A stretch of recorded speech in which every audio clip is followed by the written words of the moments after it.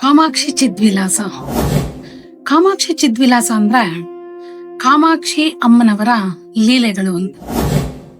ಅಂದ್ರೆ ನಮ್ಗೆಲ್ರಿಗೂ ಗೊತ್ತಿರುವಂತೆ ತಮಿಳುನಾಡಿನಲ್ಲಿರುವಂತಹ ಕಾಂಜೀಪುರಂ ಕ್ಷೇತ್ರ ಸರ್ವೇ ಸಾಮಾನ್ಯವಾಗಿ ಎಲ್ರೂ ನೋಡಿರ್ತಾರೆ. ತಪಸ್ಸನ್ನ ಮಾಡಬೇಕು ಅಂತಂದ್ಬಿಟ್ಟು ಪಾರ್ವತಿ ದೇವಿ ಯಾಕೆ ಕಾಂಜೀಪುರಂ ಕ್ಷೇತ್ರವನ್ನ ಆರಿಸ್ಕೊಂಡ್ರು?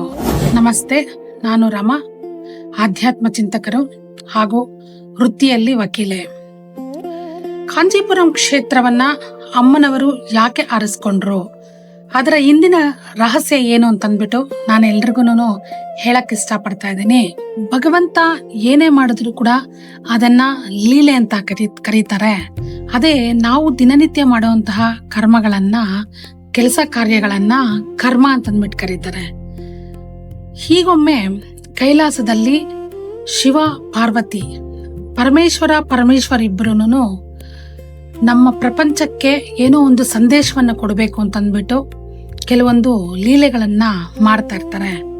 ಆ ಲೀಲೆಗಳು ಹೇಗಿರುತ್ತೆ ಅಂದ್ರೆ, ಒಂದು ಚಿಕ್ಕ ಮಕ್ಕಳು ಮಾಡ್ದಂಗೆ ಲೀಲೆಗಳಿರುತ್ತೆ. ಅವರ ಉದ್ದೇಶ ಕೇವಲ ನಮ್ಮ ಪ್ರಪಂಚಕ್ಕೆ ಅವರೊಂದು ಸಂದೇಶವನ್ನ ಕೊಡಬೇಕು ಅನ್ನೋದು ಅವರ ಮುಖ್ಯ ಉದ್ದೇಶ ಆಗಿರುತ್ತೆ. ಹೀಗೊಮ್ಮೆ ಕೈಲಾಸದಲ್ಲಿ ಪರಮೇಶ್ವರಿಯರು ಇಬ್ರು ಒಂದು ಲೀಲೆ ಮಾಡ್ತಾರೆ. ಪರಮೇಶ್ವರನು ಭೌತಿಕ ಶರೀರದಲ್ಲಿ ಕೂತ್ಕೊಂಡು ತಪಸ್ ಮಾಡ್ತಾ ಇದ್ದಂಗೆ ಕೂತಿರ್ತಾರೆ. ಆಗ ಪರಮೇಶ್ವರಿಯಾದಂತಹ ಪಾರ್ವತಿ ದೇವಿಯು ಶಿವನ ಕಣ್ಣುಗಳನ್ನ ಮುಚ್ಚಬೇಕು ಅಂತ ತನ್ನ ಎರಡೂ ಕೈಗಳಿಂದ ಶಿವನಿಗೆ ಕಣ್ಣುಗಳನ್ನ ಮುಚ್ಚುತ್ತಾರೆ. ಆಗ ಕಣ್ಣು ಮುಚ್ಚಿದ ಮೇಲೆ ಅವ್ರ ಕೈಗಳನ್ನ ತೆರೆದ ಮೇಲೆ ಗೊತ್ತಾಗತ್ತೆ ಇಡೀ ಪ್ರಪಂಚ ಕತ್ತಲೆ ಆಗೋಗಿರತ್ತೆ. ಯಾಕಂದ್ರೆ ಪರಮೇಶ್ವರನ ಕಣ್ಣುಗಳು ಅದು ಭೌತಿಕ ಕಣ್ಣುಗಳಲ್ಲ, ಅವರದು ಸೂರ್ಯ ಚಂದ್ರ ಎರಡು ನೇತ್ರಗಳಲ್ಲಿ ಇರ್ತಾರೆ. ಯಾವಾಗ ಸೂರ್ಯ ಚಂದ್ರ ಅನ್ನೋ ಎರಡು ಗ್ರಹಗಳು ನಮ್ಮ ಭೂಮಿಯಲ್ಲಿ ಅತಿ ಮುಖ್ಯ ಆಗಿರುತ್ತೆ, ಆ ಸೂರ್ಯ ಚಂದ್ರ ಇಲ್ಲ ಅಂದ್ರೆ ಇಡೀ ಪ್ರಪಂಚ ಕತ್ತಲೆ ಆಗೋಗತ್ತೆ. ಆತರ ಕತ್ತಲೆ ಆಗೋಗತ್ತೆ. ಆಗ ಪರಮೇಶ್ವರನಿಗೆ ಗೊತ್ತಿಲ್ಲದೆ ಇರೋಂಥದ್ದು ಏನಾದ್ರೂ ಇದೆಯಾ? ಎಲ್ಲದರಲ್ಲಿ ಇರೋನು ಪರಮೇಶ್ವರನೇ. ಎಲ್ಲ ವಸ್ತುಗಳಲ್ಲಿ ನಮ್ಮಲ್ಲಿರೋ ಪರಮೇಶ್ವರ, ನಮ್ಮಲ್ಲಿರೋಂಥ ಚೈತನ್ಯ ಶಕ್ತಿ ಯಾವುದ್ರಲ್ಲಿಲ್ಲ ಹೇಳಿ ಶಿವಾನ್? ಎಲ್ಲದರಲ್ಲೂ ಪರಮೇಶ್ವರನ ಚೈತನ್ಯ ಶಕ್ತಿ ಇಲ್ಲ ಅಂದ್ರೆ ಏನು ಕದಲಕ್ಕೂ ಆಗೋದಿಲ್ಲ. ಹಾಗೆ ಎಲ್ಲದರಲ್ಲೂ ಇರೋನು ಪರಮೇಶ್ವರನಿಗೆ ಹಿಂದೆಯಿಂದ ಬಂದು ಪಾರ್ವತಿ ದೇವಿ ಬಂದು ಕಣ್ಣನ್ನು ಮುಚ್ಚಿದಾಗ ಗೊತ್ತಿಲ್ವೇ? ಗೊತ್ತಿರತ್ತೆ. ಆದ್ರೆ ಪರಮೇಶ್ವರಿಯರು ನಮ್ಮ ಭೂ ಪ್ರಪಂಚಕ್ಕೆ ಒಂದು ಸಂದೇಶವನ್ನ ಕೊಡಬೇಕು ಅನ್ನೋ ಒಂದು ಉದ್ದೇಶದಿಂದ ಮಾತ್ರನೇ ಈ ತರ ಲೀಲೆ ಮಾಡ್ತಾ ಇರ್ತಾರೆ. ಆ ಸಮಯದಲ್ಲಿ ಈಶ್ವರ ಕೈಗಳನ್ನ ಪಾರ್ವತಿ ತೆಗೆದಾದ ಮೇಲೆ ಹೇಳ್ತಾರೆ, ಪಾರ್ವತಿ ಎಂತ ಕೆಲಸ ಮಾಡಿದೆ ನಿನಗೆ ಗೊತ್ತಿಲ್ಲವೇ? ನನ್ನ ಕಣ್ಣುಗಳು ಸೂರ್ಯ ಚಂದ್ರರಿಬ್ರಿದ್ದಾರೆ, ಅದರಲ್ಲಿ ಸೂರ್ಯ ಚಂದ್ರ ಇಬ್ರು ಇಲ್ಲ ಅಂದ್ರೆ ಭೂಮಿ ಕತ್ತಲೆ ಆಗೋಗಿರುತ್ತೆ. ಅಷ್ಟು ಕಣ್ಣು ಮುಚ್ಚಿದಷ್ಟು ಸಮಯನೂ ಭೂಮಿ ಕತ್ತಲೆ ಆಗೋಗಿತ್ತು. ಹಾಗಾಗಿ ಪರಮೇಶ್ವರ ಹೇಳ್ತಾರೆ, ನೀನು ಈಗ ಭೂಲೋಕದಲ್ಲಿ ಹೋಗಿ ತಪಸ್ಸನ್ನು ಮಾಡ್ಬೇಕು ಅಂತ ಹೇಳ್ತಾರೆ. ಆಗ ಕಾತ್ಯಾಯಿನಿ ಮಹರ್ಷಿಗಳು ಅವರನ್ನ ಹಂಬಲಿಸ್ತಾರೆ. ತಾಯಿಯನ್ನ, ಪರಮೇಶ್ವರಿಯಾದಂತಹ ಪಾರ್ವತಿ ದೇವಿಯನ್ನ ಅಮ್ಮನನ್ನ ತನ್ನ ಮಗಳಾಗಿ ಪಡಿಬೇಕು ಅಂತ ಹಂಬಲಿಸ್ತಾರೆ. ಅಮ್ಮ ಮಗಳಾಗಿ ಬರ್ಬೇಕು ಅಂತ ಹೇಳಿದ್ರೆ ಯಾರಿಗಾದ್ರೂ ಮಹರ್ಷಿಗಳಿಗೆ ಬಂದಿರುವಂತಹ ಅನೇಕ ನಿದರ್ಶನಗಳುಂಟು.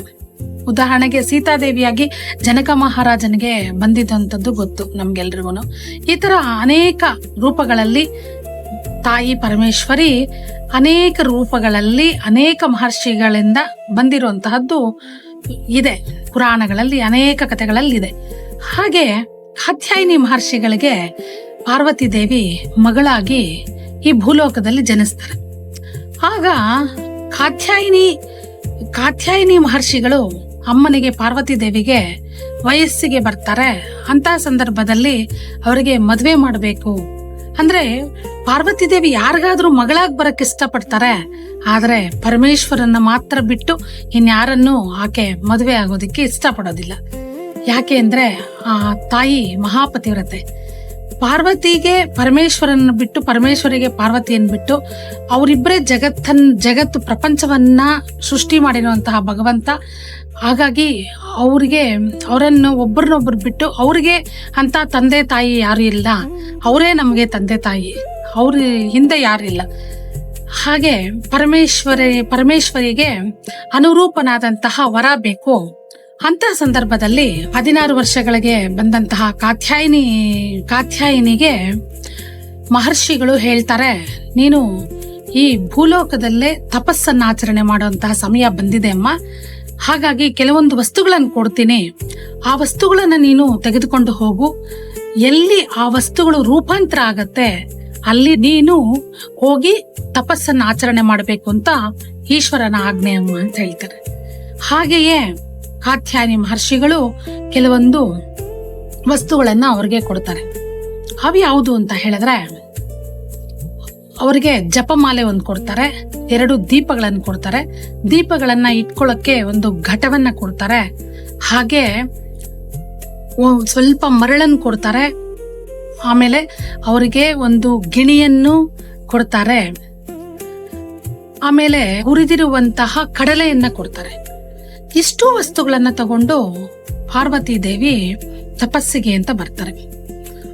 ಮಹರ್ಷಿಗಳು ಏನು ಹೇಳ್ತಾರೆ ಅಂದ್ರೆ, ನೀನ್ ಇದನ್ನೆಲ್ಲ ತಗೊಂಡು ಹೋಗ್ತಾ ಇರುವಾಗ ನಿನಗೆ ಮಾರ್ಗ ಮಧ್ಯದಲ್ಲಿ ಈ ವಸ್ತುಗಳು ರೂಪಾಂತರಗೊಳ್ಳುತ್ತೆ.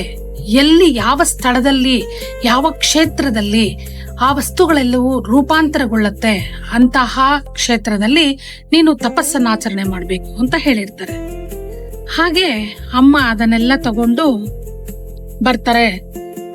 ಬರ್ತಾ ಇರುವಾಗ ಪಂಪಾ ನದಿ ಕ್ಷೇತ್ರದಲ್ಲಿ, ತಮಿಳುನಾಡಿನ ಕಾಂಜೀಪುರಂ ಕ್ಷೇತ್ರದಲ್ಲಿರುವಂತಹ ಪಂಪಾ ನದಿ ತೀರದಲ್ಲಿ ಅಮ್ಮ ಬರ್ತಾ ಇರುವಾಗ ಅಲ್ಲಿ ಉರಿದಿರುವಂತಹ ಕಡಲೆ ಮೊಳಕೆ ಹೊಡೆಯುತ್ತೆ.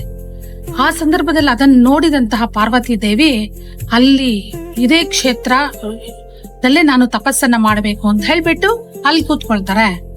ಕೂತಿರುವಂತಹ ಪಾರ್ವತಿ ದೇವಿಗೆ ಮರಳಿರತ್ತಲ್ಲ, ಆ ಮರಳನ್ನ ತೆಗೆದುಕೊಂಡು ಒಂದು ಲಿಂಗಾಕಾರದಲ್ಲಿ ಮಣ್ಣನ್ನ ಹಿಂಗೆ ಒತ್ತಿ ಮಣ್ಣಿನಿಂದ ಲಿಂಗವನ್ನು ಮಾಡ್ಕೊಳ್ತಾರೆ. ಮಣ್ಣಿನಿಂದ ಲಿಂಗವನ್ನು ಮಾಡಿಕೊಂಡು ತಪಸ್ಸಿಗೆ ಅಂತ ಕೂತ್ಕೋತಾರೆ. ಆ ಸಂದರ್ಭದಲ್ಲಿ ಪಾರ್ವತಿಯನ್ನ ಪರೀಕ್ಷೆ ಮಾಡಬೇಕು ಅಂತ ಹೇಳ್ಬಿಟ್ಟು ಪರಮೇಶ್ವರ ಏನ್ ಮಾಡ್ತಾರೆ ಅಂತಂದ್ರೆ, ಗಂಗೆಯನ್ನ ಕರೆದು ಏನಾದ್ರೂ ಮಾಡಿ ನೀನು ಆ ಲಿಂಗವನ್ನ ಪ್ರವಾಹದ ರೂಪದಲ್ಲಿ ಹರಿದು ಹೋಗಿ ಆ ಲಿಂಗವನ್ನ ನೀನು ಕೆಡವಬೇಕು ಅಂತ ಹೇಳ್ತಾರೆ.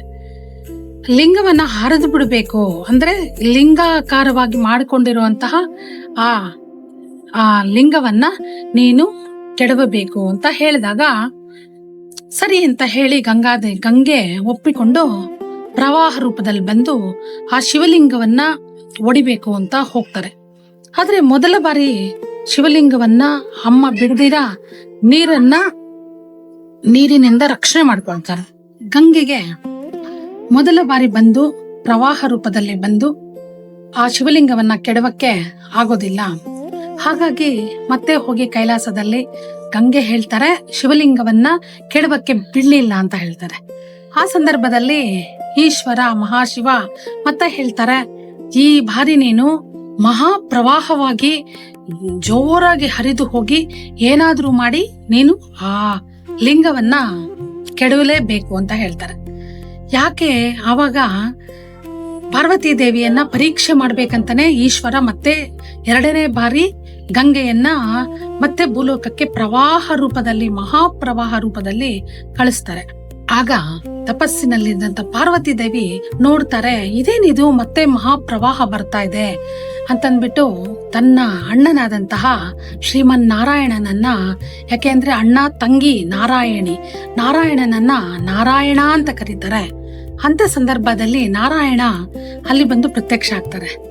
ನಾರಾಯಣ ಪ್ರತ್ಯಕ್ಷ ಆಗಿ ಕೇಳ್ತಾರೆ, ಏನಾಯ್ತು ನಾರಾಯಣಿ, ಏನಾಯ್ತಮ್ಮ ಅಂದ್ರೆ. ಆಗ ಹೇಳ್ತಾರೆ, ನಾನು ಈ ತರ ಲಿಂಗಾಕಾರದಲ್ಲಿ ಶಿವಲಿಂಗವನ್ನು ಮಾಡಿಕೊಂಡು ತಪಸ್ ಮಾಡ್ತಾ ಇದ್ರೆ ಗಂಗೆ ಅದನ್ನ ಛಿದ್ರ ಮಾಡಬೇಕು ಅಂತ ಹೇಳ್ಬಿಟ್ಟು ಮಹಾಪ್ರವಾಹ ರೂಪದಲ್ಲಿ ಬರ್ತಾ ಇದ್ದಾರೆ.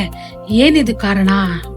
ಒಮ್ಮೆ ಬಂದಿದ್ರು, ನಾನು ಕಾಪಾಡಿಕೊಂಡೆ ಶಿವಲಿಂಗವನ್ನ, ಮತ್ತೆ ಬರ್ತಿದಾರಲ್ಲ ಯಾಕೆ ಅಂತ ಕೇಳಿದಾಗ ಶ್ರೀಮನ್ ನಾರಾಯಣ ಹೇಳ್ತಾರೆ, ಇದೆಲ್ಲ ನಮ್ಮ ಭಾವನಾದಂತಹ ಶಿವ ಮಾಡ್ತಿರುವಂತಹ ಪವಾಡ ಅಮ್ಮ. ಇದು ನೀನು ಏನಾದ್ರೂ ಮಾಡಿ ಆ ಲಿಂಗವನ್ನ ಕಾಪಾಡ್ಕೋಬೇಕು, ನಿನ್ನ ತಪಸ್ಸು ಭಂಗ ಆಗ್ಬಾರ್ದು, ಹಾಗೆ ನೀನ್ ನೋಡ್ಕೋ. ಯಾಕೆಂದ್ರೆ ನೀನ್ ತಪಸ್ಸನ್ನ ಭಂಗ ಮಾಡಬೇಕು. ಆ ಶಿವಲಿಂಗ ನಿನಗೆ ಶಿವನ ಮೇಲೆ ಎಷ್ಟು ಪ್ರೀತಿ ಇದೆ ಅನ್ನೋದನ್ನ ಅವರು ಪರೀಕ್ಷೆ ಮಾಡ್ತಿದ್ದಾರೆ ಅಂತ ಹೇಳ್ತಾರೆ.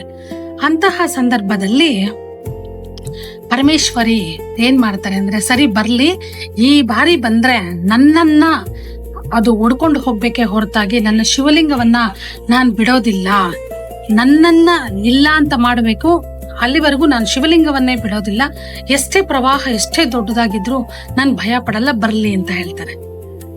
ಆಗ ಮಹಾಪ್ರವಾಹ ಹರಿದು ಬರುತ್ತೆ. ಬಂದು ಹೇಗಾದ್ರೂ ಮಾಡಿ ಆ ಶಿವಲಿಂಗವನ್ನ ಕೊಚ್ಕೊಂಡು ಹೋಗ್ಬೇಕು ಅಂತ ಹೋಗತ್ತೆ. ಆದ್ರೆ ಮಹಾತಾಯಿ ಪರಮೇಶ್ವರಿ ಯಾದಂತಹ ಪಾರ್ವತಿ ದೇವಿ ಅದನ್ನ ಬಿಡೋದಿಲ್ಲ, ಬಿಗಿಯಾಗಿ ಆ ಲಿಂಗವನ್ನ ಅಪ್ಪಿಕೊಳ್ತಾರೆ. ಇವತ್ತು ಅಷ್ಟೇ ನಾವು ಕಾಂಜೀಪುರಂ ಕ್ಷೇತ್ರಕ್ಕೆ ಹೋದಾಗ ಏಕಾಂಬರೇಶ್ವರನನ್ನ ಅವರ ಮೇಲೆ ಅವರು ತಬ್ಬಿಕೊಂಡಿರುವಂತಹ ಹೃದಯದ ಭಾಗಗಳನ್ನ ತಪ್ಪಿಕೊಳ್ತಾರಲ್ಲ, ಆ ಚಿಹ್ನೆಗಳು ಇವತ್ತು ಕೂಡ ಏಕಾಂಬರೇಶ್ವರ ದೇವಾಲಯದಲ್ಲಿ ಕಾಂಜೀಪುರಂ ಕ್ಷೇತ್ರದಲ್ಲಿ ನಾವು ನೋಡಬಹುದು. ವೀಕ್ಷಕರೆಲ್ಲರೂ ಒಂದು ವಿಷಯನ ಗಮನಿಸಬೇಕು. ತಾಯಿ ಪರಮೇಶ್ವರಿ ಮನಸ್ಸು ಏನಾದ್ರೂ ಮಾಡಿದ್ದಿದ್ರೆ ಪ್ರವಾಹವನ್ನೇ ಬರದಿರ ಮಾಡಬಹುದಾಗಿತ್ತು. ಪ್ರವಾಹವನ್ನ ನಿಲ್ಲಿಸೋದು ಅಮ್ಮನಿಗೆ ಯಾವ ಒಂದು ಕ್ಷಣದ ಕೆಲಸ, ಪ್ರವಾಹವನ್ನ ನಿಲ್ಲಿಸಬಹುದಾಗಿತ್ತು. ಆದ್ರೆ ತಾಯಿ ಪ್ರವಾಹವನ್ನ ನಿಲ್ಲಿಸಲಿಲ್ಲ.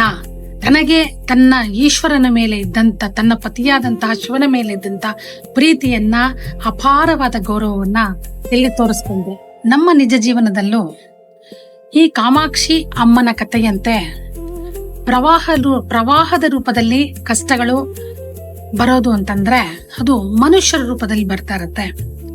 ಎಷ್ಟೋ ಮನುಷ್ಯರು ನಾವು ಏಳಿಗೆ ಆಗೋದನ್ನ ನೋಡಿ ಸಹಿಸಕ್ಕಾಗದೆ ಇರುವಂತವ್ರಿದ್ದಾರೆ, ನಮ್ಮ ನಗುವನ್ನ ಸಹಿಸ್ಕೊಳಕ್ಕಾಗದೆ ಇರೋಂಥವ್ರಿದ್ದಾರೆ, ಎಷ್ಟೋ ದುಷ್ಟರಿದ್ದಾರೆ.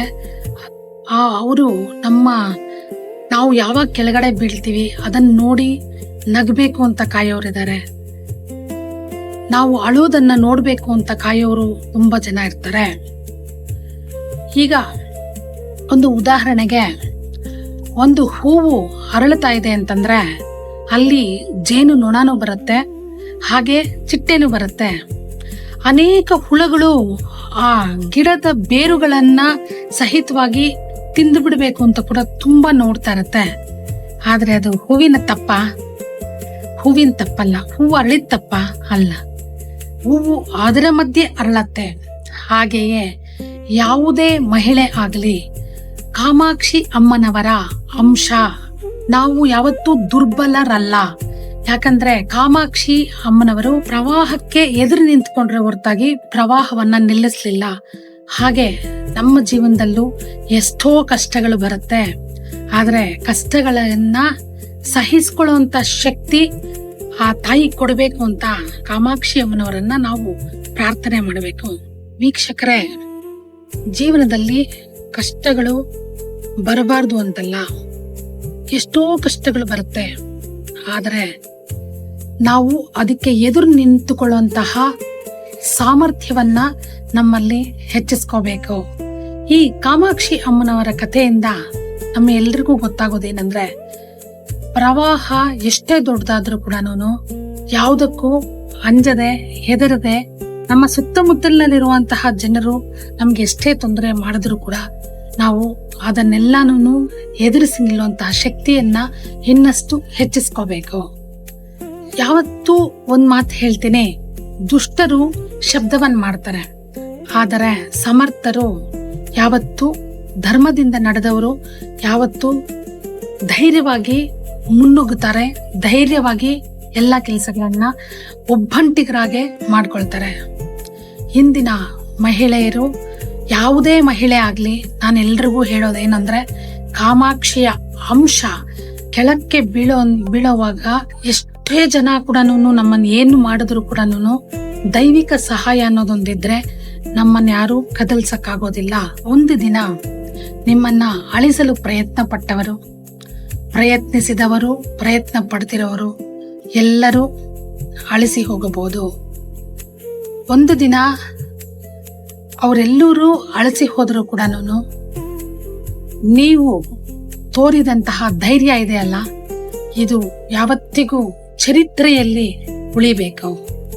ಅಂದ್ರೆ ಧರ್ಮವಂತರು ಇತಿಹಾಸವನ್ನು ನಿರ್ಮಿಸ್ತಾರೆ, ದುಷ್ಟರು ಕೇವಲ ಶಬ್ದ ಮಾಡ್ತಾರೆ ಅನ್ನೋದನ್ನ ತಿಳ್ಕೋಬೇಕು.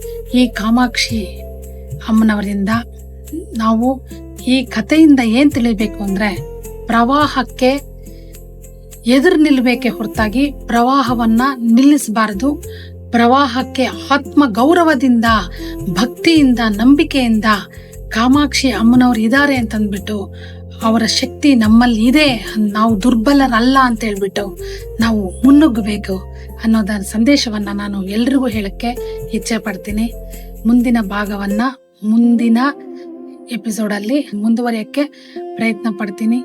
ದಯವಿಟ್ಟು ಎಲ್ಲರೂ ನನ್ನ ಚಾನಲ್ಗೆ ಸಬ್ಸ್ಕ್ರೈಬ್ ಮಾಡಿ ಅಂತ ಹೇಳ್ತಾ ನಾನು ವಂದನೆಗಳೊಂದಿಗೆ ನಮಸ್ಕರಿಸ್ತಾ ನಿಲ್ಲಿಸ್ತಿದ್ದೀನಿ.